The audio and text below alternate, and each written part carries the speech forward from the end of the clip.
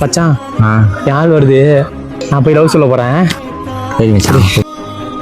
தர்ஷினி, எனக்கு உனக்கு பிடிச்சிருக்கு. என்னடா ஆச்சு? அந்த புள்ள நான் அடிச்சிருச்சு மச்சான். நீ வா போலாம். இல்லை மச்சான், எனக்கு ஒரு வேலை இருக்குடா, நீ போடா. சரி மச்சான், யார் தர்ஷினி வருது, நான் போய் ப்ரப்போஸ் பண்ண போறேன்.